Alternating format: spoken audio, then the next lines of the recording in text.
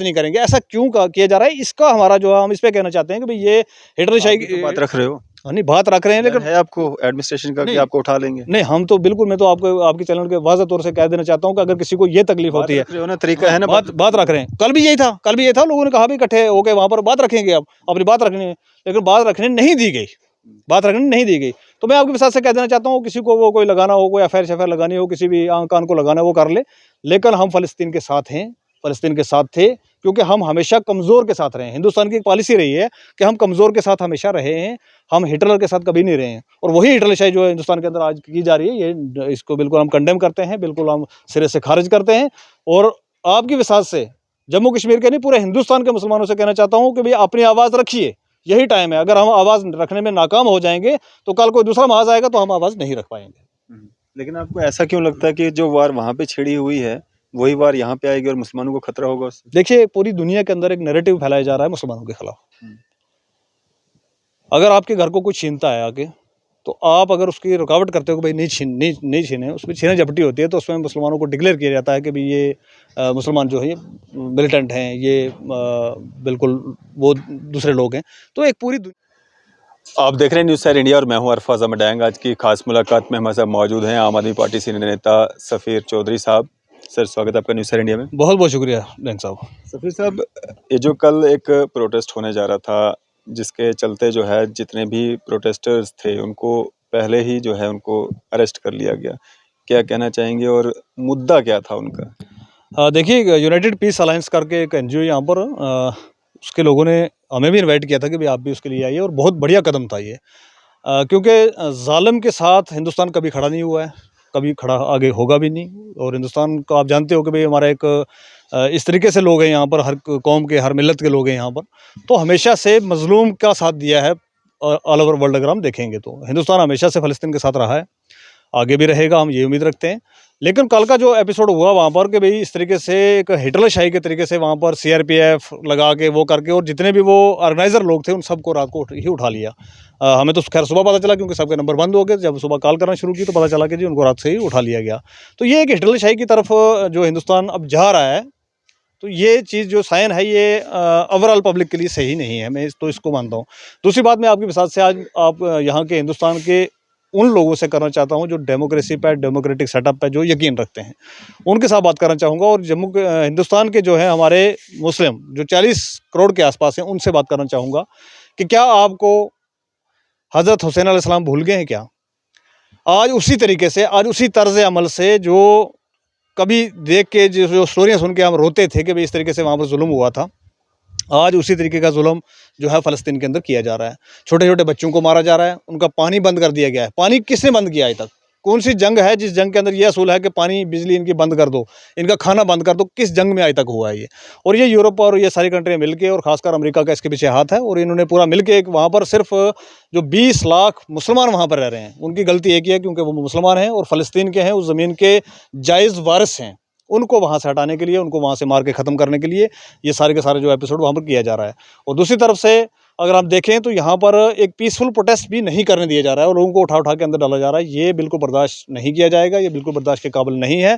और मेरी आपकी विसात से यहाँ के हिंदुस्तान के तमाम उन 40 करोड़ मुसलमानों से ये मतलब एक तरीके की गुहार लगा रहा हूँ मैं कि जागिए।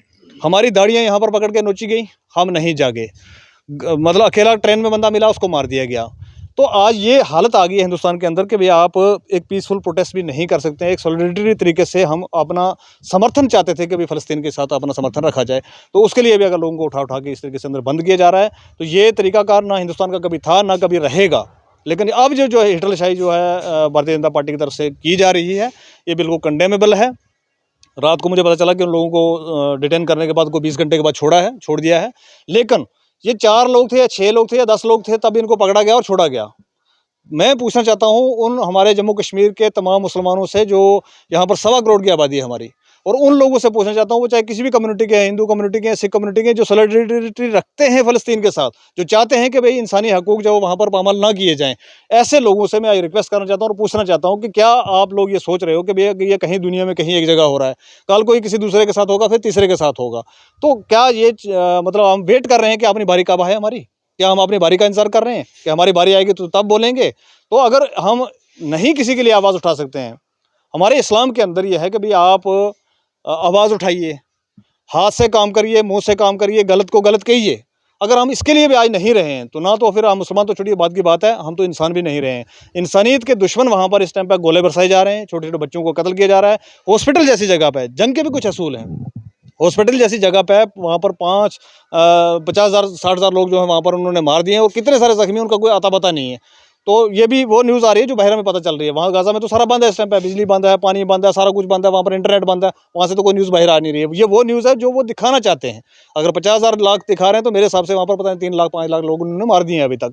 और इनकी तैयारी जो है वहाँ पर वो ये है कि उन 20 लाख लोगों को, 20 लाख मुसलमानों को मारना है वहाँ पर। और ये बिल्कुल सरन गलत हो रहा है, सारी दुनिया इसको जानती है। अगर किसी को नहीं पता है तो थोड़ा-सा इसका बेसिक बता दूँ कि मुसलमानों ने वहाँ पर फ़लस्तीन के अंदर एक ही गलती की थी कि जब यहूदियों को हिटलर ने मारना शुरू किया था और 60 लाख के आस-पास लोगों को मार दिया था, तो तब मुसलमान ही वो एक कौम थी जो आगे निकली थी। उन्होंने कहा भई इनको पनाह दे दी जाए और अपनी कंट्री के अंदर वो बुलाया था उन्होंने। लेकिन उन पनाह देने के जुर्म में आज पिछले 75 साल से 20 लाख से ज़्यादा लोग उनके कैद हैं। 50 लाख के आस-पास लोग मर गए हों और 20 लाख लोगों को अभी मारने की तैयारी की जा रही है और उनको चारों तरफ से घेर के जो है वो इस तरीके से रखा हुआ है वहाँ पर। तो इसके ऊपर कम से कम हिंदुस्तान के मुसलमानों से मेरी इतनी गुज़ारिश है कि कम से कम इस पे आवाज़ तो उठाइए आप। आप बिल्कुल इस तरीके से बैठे रहेंगे, हमारी दाढ़ियाँ नोची गई, हमारी पग्गें उतारी गई, हमारे कपड़े फाड़े गए, हमें मारा गया जगह-जगह पे। आप नहीं बोले, तो आज अगर इस तरीके से वहाँ पर हो रहा है, तो कल को ये यहाँ पर भी होना है, उसी की तैयारी की जा रही है। आज अगर आप आवाज़ नहीं उठाओगे, तो फिर मैं नहीं समझता कि मुसलमान हिंदुस्तान का जो मुसलमान है, वो ज़िंदा है। फिर साहब आपने एक बात कही, हिंदुस्तान जो है वो डिक्टेटरशिप कर रहा है और बिल्कुल, इस्लाम की भी आपने बात की। बिल्कुल। और इस्लाम में साफ तौर पे ये कहा गया है कि जिस मुल्क में आप रहते हैं उस मुल्क का जो हुक्मरान है, जो प्राइम मिनिस्टर है, उसकी बात आपको माननी है। तो जब हमारा प्राइम मिनिस्टर कोई काम कर रहा है तो हम उसको इस नज़र से क्यों देखें कि वो डिक्टेटरशिप कर रहा है? देखिए, हिंदुस्तान का पिछले अगर हम 70-75 साल का इतिहास उठा के देखें तो वो हमेशा से फ़लस्तीन के साथ थे। क्योंकि फ़लस्तीन का ये जो आज मसला बना, ये आज का नहीं है, ये 70-75 साल पुराना मसला है। 1947 में हम आज़ाद हुए, 48 के बाद उनका वहाँ पर मसला जंग जो चल चल रही है। मतलब उसको नीम जंग कह सकते हैं हम, कभी आमने-सामने जंग हुई है, कभी किस तरीके से हुई है। लेकिन वहाँ पर जो एक विस्तार तरीके की मतलब ज़मीन को कब्ज़ा करने की जो नीति है, वहाँ पर वो हमेशा चलती आ रही है और उन्होंने कब्ज़ा कर के फ़लस्तीन को आज आप नक्शे पे देखो तो वो दिखेगा भी नहीं आपको कहीं। उँगली रखोगे तो फ़लस्तीन छुप जाएगा। फ़लस्तीन ये नहीं था। पूरी इज़राइल की जगह मिला के फ़लस्तीन था। तो ये हिंदुस्तान की जो नीति रही है वो 75 साल पुरानी नीति है, आज की नहीं है। आज सिर्फ़ मोदी साहब ये बताना चाहते हैं कि भई 2024 में इलेक्शन आ रहे हैं, तो हम तो यहूदियों के साथ हैं जी। तो क्या भई आपको क्या बीमारी है कि भई मैं मोदी साहब से भी कहना चाहूँगा, आपको क्या बीमारी है कि आप हिंदुस्तान के मुसलमानों के साथ हो जाएँ? आप हिंदुस्तान के उन सेकुलर लोगों के साथ हो जाएँ, जिन लोगों ने आपको यहाँ पर बनाया है, इस चेयर पे पहुँचाया है। को हिंदुस्तान की जो कंट्री की एक नीति है वो एक अलग तरीके से चलती है। मोदी साहब तो कभी उनको तो अभी तक पता ही नहीं है, कन्फ्यूज़ हैं। पहले दिन उन्होंने कह दिया जी मैं तो बिल्कुल उनके साथ हूँ, दूसरे दिन वो पलट के आगे निजी हॉस्पिटल में जो किया वो गलत किया। तो हर तरीके की नीतियाँ नहीं चलेंगी। आपको एक स्टैंड लेना पड़ेगा, एक साइड पे आओगे। उसको भी छोड़िए, आपकी क्या नीति है, कैसे आप चलना चाहते हैं, कैसे क्या करना चाहते हैं, आपकी पार्टी को फ़ायदा होने वाला है, उससे हमें कोई लेना-देना नहीं है। लेकिन कम से कम जो लोग अपनी सॉलिडेरिटी रखते हैं वहाँ पर, फ़लस्तीन के मुसलमानों के साथ जो अपना रखते हैं कि इनके साथ नाजायज़ हो रहा है, तो उनको प्रोटेस्ट करने से क्यों रोका जा रहा है? और वो मीडिया बाइट देने से क्यों रोके जा रहे हैं वहाँ पर? और क्यों इस तरीके से हिटलरशाही यहाँ पर की जा रही है कि आपको कुछ नहीं किया जाएगा, यहाँ पर कोई बोल नहीं सकता, कोई आवाज़ नहीं उठा सकता। तो ज़्यादा से ज़्यादा क्या करना चाहते हैं मतलब? जैसे वहाँ पर मुसलमानों को तो बर्बाद किया जा रहा है, क्या आप इस तरीके से चाहते हैं कि हिंदुस्तान के अंदर भी दबा के रखा जाए इनको? क्योंकि देखिए हमारे साथ यहाँ पर हो चुका है, ट्रेनों के अंदर मारे जा चुके हैं, जो दाढ़ी लेके निकला बाहर उसकी दाढ़ी मोड़ दी गई है, दाढ़ी पकड़ के उसको बोला गया तू जय श्री राम बोल। ये तो सारे एपिसोड हिंदुस्तान में हुए हैं ना, और ये सिर्फ़ 2014 के बाद ही हुए हैं, पहले क्यों नहीं हुए थे? उन लोगों के खिलाफ कार्रवाइयाँ भी हुई हैं जिन नहीं, लोगों ने ऐसी हरकतें की। नहीं, कार्रवाई का अगर दूसरा पहलू देखेंगे, तो पहलू खान को मारने वाले लोगों को तो हार डला के इन्हीं की पार्टी के लोगों ने हार डला के उनको रिसीव किया जब वो जेल से छूट के आए। तो किस तरीके की कार्रवाई, और ये एक तरफा कार्रवाई क्यों हो रही है? हम उस पे भी सज़ा हम पूरी होने के बाद हम अगर कोई उस पे भी बाहर आ रहा है, कोई उसने बाहर आ अपनी रहा सज़ा नहीं, सज़ा उसकी पूरी हो देखिए चुकी है, जो गलत उसने किया था उसका उसको देखिए मुआवज़ा जो है वो मिल चुका देखिए है। उस पे मैं एक बात बताना चाहूँगा आपको। देखिए डेंग साहब, सज़ा क्यों दी जाती है देखिए सज़ा दोषियों को? मैं मानता हूँ, सज़ा देने के बाद एक पार्टी वो पार्टी जो कहती है कि मैं वर्ल्ड की सबसे बड़ी पार्टी हूँ, हिंदुस्तान एक सबसे बड़ी डेमोक्रेटिक सेटअप है हमारा हिंदुस्तान जो है वो पूरी दुनिया के अंदर। उस पार्टी का जो कमान है वहाँ पर गवर्नमेंट के अंदर है वो, और वो उन मुजरिमों को जो निकल रहे हैं, किसी के कत्ल के वो हैं, कोर्ट ने छोड़ा या क्या किया वो उसको सज़ा उस भुगत कर निकल रहे हैं। नहीं, सज़ा कैसे भुगत ली? एक कत्ल केस की सज़ा कम से कम 14 साल की होती है, और वो 3 महीने के बाद 4 महीने के बाद निकल रहा है, तो क्या ये वो तो हिंदुस्तान के कोर्ट ने देखना है ना, नहीं, हिंदुस्तान के लोग क्या इस बात को समझ नहीं रहे हैं? कोर्ट ने देखना है कि ना। कोर्ट को दिखाने के लिए भी तो उनको प्रोवाइड करना पड़ता है ना। सरकार ने केस कैसे लड़ा? क्या पहुँचाया उनके सामने? कोर्ट ने वो देखना जो उसको विटनेस प्रोवाइड होंगे वहाँ पर।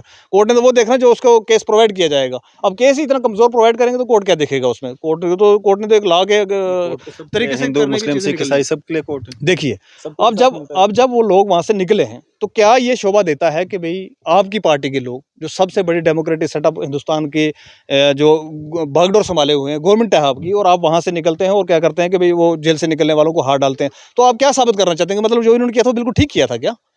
मतलब ये साबित ये यहाँ से ये होता है कि ये बिल्कुल ठीक करके गए थे। आपने किसी मुसलमान को मारा, किसी की दाढ़ी नोची, किसी को कुछ किया, आपने वो ठीक किया था, मतलब आपका समर्थन है उसको। ये साबित होता है। कोर्ट ने छोड़ा, नहीं छोड़ा, वो एक दूसरी बात है। लेकिन ये साबित होता है कि अभी आप हाथ डाल-डाल के लोगों को रिसीव कर रहे हैं। खैर, आज का मुद्दा हमारा वो नहीं है, हम इस पे नहीं जाना चाहते। हम ये कहते हैं कि जो हिंदुस्तान के कल अंदर का जो आप प्रोटेस्ट के लिए कह रहे हैं कि प्रोटेस्ट नहीं करने दिया गया, और आप खुद ही ये चीज़ मान रहे हैं कि 5-6 लोग थे। देखिए 5-6 लोग थे, और मुसलमान जो हैं, ये जम्मू कश्मीर हमारा जो है, ज़्यादातर यहाँ पे मुस्लिम लोग ही हैं। जी, तो बिल्कुल। कुछ लोगों की वजह से अगर हालात ख़राब होते हैं, लॉ एंड ऑर्डर की प्रॉब्लम आती है, कोई तो लॉ एंड एडमिनिस्ट्रेशन का काम है। कोई लॉ एंड ऑर्डर मैं उस पे बात एडमिनिस्ट्रेशन का मैं उस पे काम मैं है, उस पे उस पे बात लगाम मैं उस पे लगाना बात उसको। बताऊँ उस पे बात बताऊँगा आपको, मैं बताना चाहूँगा और यहाँ की सारी पब्लिक को बताना चाहूँगा। कोई लॉ एंड ऑर्डर नहीं, पीसफुल प्रोटेस्ट रखा था पार्क के अंदर। वहाँ पर तो कोई लॉ एंड ऑर्डर की प्रॉब्लम नहीं थी। वहाँ पर मीडिया ने आना था, उन्होंने बात करनी थी। अपने एक सॉलिडेरिटी रखनी थी कि भई हम यहाँ के लोग जो हैं, वो फ़लस्तीन के साथ हैं। ये कहना ना देना, और वहाँ पर कौन सी लॉ एंड ऑर्डर की प्रॉब्लम हो रही थी? आपने वहाँ पर सीआरपीएफ लगा दिए, वहाँ पर पता नहीं कौन-कौन सी यूनिटें। एजेंसीज हैं ना, हाँ, लॉ एंड ऑर्डर कौन-कौन सी। की प्रॉब्लम हो सकती है या नहीं हो सकती है। हुँ। उसके लिए जो एजेंसीज काम करती हैं, जो आउटपुट गए नहीं, होंगे, देखिए उसी के मुताबिक एडमिनिस्ट्रेशन ने काम किया। देखिए, हिंदुस्तान के अंदर यहाँ पर बड़े-बड़े मसले भी यहाँ पर होते हुए देखे हैं, और बीजेपी के हाथों देखते हैं हमने। यहाँ पर कार सेवक से लेके पता नहीं क्या-क्या यहाँ पर चलता रहा है, हम देखते रहे हैं सारे के सारे लोग, और ये पूरी पब्लिक जानती है। हज़ारों, लाखों, करोड़ों लोगों की गैदरिंगें भी हुई हैं। तो वहाँ पर कोई प्रॉब्लम नहीं आई। वहाँ पर इनको यहाँ पर दिक्कत आ गई कि जम्मू कश्मीर के 10 लोग अगर अपनी आवाज़ रखना चाहते हैं, क्योंकि मैं तो समझता हूँ कि 1.25 करोड़ लोगों की आबादी है यहाँ पर। 1.25 करोड़ में से अगर 10, 20, 50 लोग हम निकल के जा रहे हैं, तो पहले तो शर्म की बात है यहाँ के लोगों के लिए कि भई क्यों नहीं उस पे आवाज़ उठाई जा रही है, और किस चीज़ का इंतज़ार किया जा रहा है कि भई जब यही सारा कुछ जो अब फ़लस्तीन के अंदर हो रहा है, क्या कल को इनके साथ होगा तब ये बोलना शुरू करेंगे। ये ह्यूमैनिटेरियन ग्राउंड के अंदर, ग्राउंड पे रहते हुए आपको एक पीसफुल प्रोटेस्ट करने की अगर यहाँ पर इजाज़त नहीं है, तो ये हिटलरशाही से कम नहीं, मैं समझता हूँ इसको। क्योंकि प्रोटेस्ट कर हमारा कौन रहा है? आप खुद ही बोल रहे हो 5-6 लोग थे। 6 लोग, प्रोटेस्ट कर कौन रहा है? मैं कह रहा हूँ 6 लोग छोड़िए, 5 लोग हों, 2 ही लोग हों, 1 ही आदमी हो। वो प्रोटेस्ट उस पे अपना दर्ज कराना चाहता है, तो क्या तकलीफ है भाई एजेंसियों को, क्या तकलीफ है एडमिनिस्ट्रेशन को? और इस तरीके से हिटलरशाही क्यों की जा रही है कि भई नहीं, आपको प्रोटेस्ट नहीं करने देंगे, आप इस पे बात नहीं करेंगे, ऐसा क्यों किया जा रहा है? इसका हमारा जो है, हम इस पे कहना चाहते हैं कि भई ये हिटलरशाही आप भी तो बात रख रहे हो। नहीं, बात रख रहे हैं, डर लेकिन है आपको एडमिनिस्ट्रेशन का कि नहीं, आपको उठा लेंगे? नहीं, हम तो बिल्कुल, मैं तो आपको आपके चैनल के वाज़ह तौर से कह देना चाहता हूँ कि अगर किसी को ये तकलीफ बात होती है। रख रहे हो ना, तरीका हाँ, है ना बात रख रहे हैं। कल भी यही था, लोगों ने कहा भी इकट्ठे होके वहाँ पर बात रखेंगे, अब अपनी बात रखनी है, लेकिन बात रखने नहीं दी गई। बात रखने नहीं दी गई। तो मैं आपके विश्वास से कह देना चाहता हूँ, किसी को वो कोई लगाना हो, कोई एफआईआर लगानी हो, किसी भी आंख कान को लगाना है, वो कर ले। लेकिन हम फ़लस्तीन के साथ हैं, फ़लस्तीन के साथ थे, क्योंकि हम हमेशा कमज़ोर के साथ रहे हैं। हिंदुस्तान की एक पॉलिसी रही है कि हम कमज़ोर के साथ हमेशा रहे हैं, हम हिटलर के साथ कभी नहीं रहे हैं। और वही हिटलरशाही जो है हिंदुस्तान के अंदर आज की जा रही है, ये इसको बिल्कुल हम कंडेम करते हैं, बिल्कुल हम सिरे से खारिज करते हैं। और आपकी विश्वास से जम्मू कश्मीर के नहीं, पूरे हिंदुस्तान के मुसलमानों से कहना चाहता हूँ कि भई अपनी आवाज़ रखिए, यही टाइम है। अगर हम आवाज़ रखने में नाकाम हो जाएँगे, तो कल कोई दूसरा महाज़ आएगा तो हम आवाज़ नहीं रख पाएँगे। लेकिन आपको ऐसा क्यों लगता है कि जो वार वहाँ पे छिड़ी हुई है, वही वार यहाँ पे आएगी और मुसलमानों को खतरा होगा उससे? देखिए, पूरी दुनिया के अंदर एक नैरेटिव फैलाया जा रहा है मुसलमानों के खिलाफ।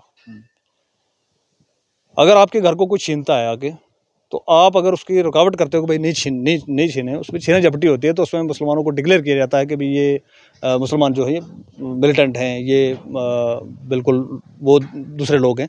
तो एक पूरी दुनिया के अंदर एक नैरेटिव फैलाया जा रहा है। आज अगर वहाँ पर हो रहा है, कल ये हिंदुस्तान के अंदर नहीं होगा, इसकी क्या गारंटी है? जहाँ पर लोगों को मस्जिदों से निकलते हुए मारा जा रहा है, मस्जिदों के ऊपर पत्थर मारे जा रहे हैं, दाढ़ियाँ पकड़ के नोची जा रही हैं, जय श्री राम के नारे लगाए जा रहे हैं, तो क्या मतलब हम समझें कि कल को कैसे यहाँ पर नहीं होगा?